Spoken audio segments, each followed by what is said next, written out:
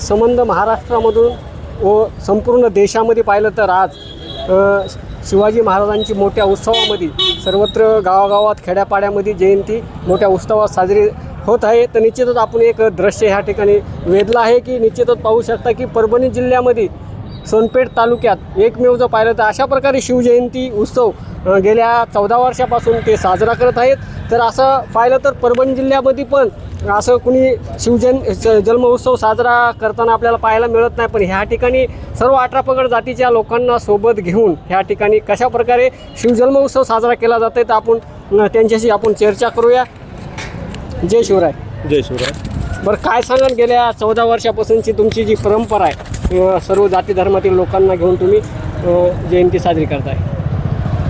आम्ही गेल्या 14 वर्षापासून सोनपेठ शहरामध्ये सोनपेठ पंचकृषीमधून सर्व युवक 18 पगड जातीच्या युवकांना सोबत घेऊन आम्ही हा उपक्रम करत असतो।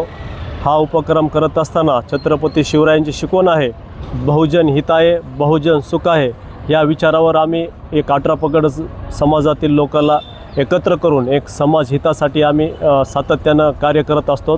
त्याच्यामध्ये शिवजन्मोत्सवच्या माध्यमातून एक विद्यार्थ्यांच्या कलागुणांना वाव मिळाली पाहिजे, विद्यार्थी घडला पाहिजे, विद्यार्थी पुढं गेला पाहिजे, समाजामध्ये छत्रपती शिवराय यांचे विचार रुजले पाहिजेत, ते विचार रुजून कृतीमध्ये आले पाहिजेत, हा आमचा प्रयत्न असतो। त्याच्या माध्यमातून विविध स्पर्धेचं आयोजन आम्ही प्रतिवर्षी करत असतो। त्याच्यामध्ये वक्तृत्व स्पर्धा असेल, त्याच्यामध्ये रक्तदान शिबिर असेल, विद्यार्थ्यांसाठी एक लोककला महोत्सवाचं आयोजन केलेलं आहे।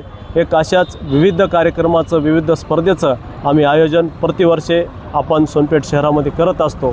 सोनपेठ शहरामध्ये भव्य अशा शिवमय वातावरणामध्ये ऐतिहासिक डीजी मुक्त शिवजन्मोत्सव आपण साजरा करतो। त्याच्यामध्ये ढोल पथक असेल, लयजम पथक असेल, ध्वज पथक असेल, संबळ पथक असेल, अशा विविध पथकामध्ये आपण सोनपेठ शहरामध्ये प्रमुख मार्गाने आपण मिरवणूक काढत असतो। बरं, उद्याच्याला जे तुमची जी मिरवणूक आहे, आज तुम्ही प्रतिमेचं पूजन करणार आहेत, आणखीन केलं नाही, तर उद्याची जी तुमची मिरवणुकीची रूपरेषा असेल तर नेमकी तुमचे किती ट्रॅक्टर आहेत आणि कोणत्या जॅकेट काय कळेल का, आणि व्यापारी बांधवांना काय सांगाल तुम्ही? खरं तर उद्या आमच्या मिरवणुकीमध्ये जय भवानी मित्र मंडळाच्या वतीने एक 5 ते 6 ट्रॅक्टरमध्ये छत्रपती शिवराय यांच्या जीवनचरित्र्यावर जिवंत देखावे असतील। त्याच्यामध्ये सोनपेठ शहरामधील खरं तर व्यापारी बांधव एक अतिशय आम्हाला त्यांचा सहकार्याची भूमिका असते। एक छोट्या गोष्टीमधून आम्हाला मार्गदर्शन करतात। आमची एखादी गोष्ट जर कुठं चुकत असेल तर ते गोष्ट आम्हाला ते समजून सांगतात की आपण असं करायला पाहिजे, तसं करायला पाहिजे। तर अशा पद्धतीनं सर्व व्यापारी बांधव याच्यामध्ये सहभागी असतात। सर्व व्यापारी बांधवाच्या सहभागातून, सर्वांच्या सहकार्यातून आम्ही सर्व 18 पगड जातीच्या समाजाला सोबत घेऊन आम्ही हा उपक्रम करत असतो। उद्याही प्रचंड मोठ्या संख्येने सर्व व्यापारी बांधवांनो, सोनपेठ शहरामधील सर्व समाज बांधवांनो या कार्यक्रमामध्ये उपस्थित राहावं असं मी आज या निमित्तानं सर्वांना आमंत्रित करतो।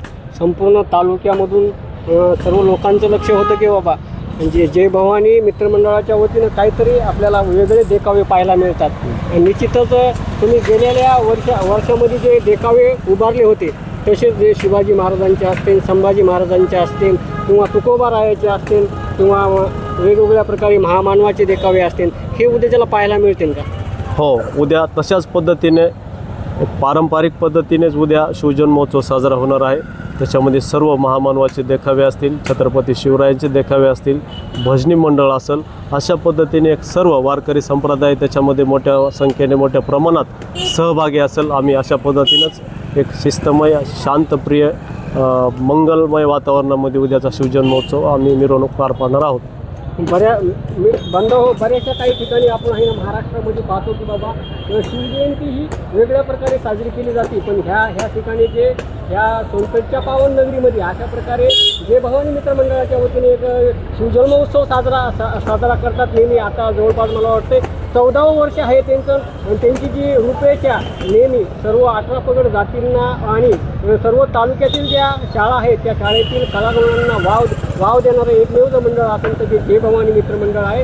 तर बांधवांनो, अशी परभणी जिल्ह्यामध्ये पण जयंती साजरी झालेली आपल्याला पाहायला मिळत नाही। एकमेव जर पाहिलं तर ह्या सोनपेठ तालुक्याची गिनीज बुकामध्ये नोंद व्हावी अशा प्रकारे ह्या ठिकाणी शिवजयंती साजरी केली जाते। मित्र हो, मी महादेव रोटे।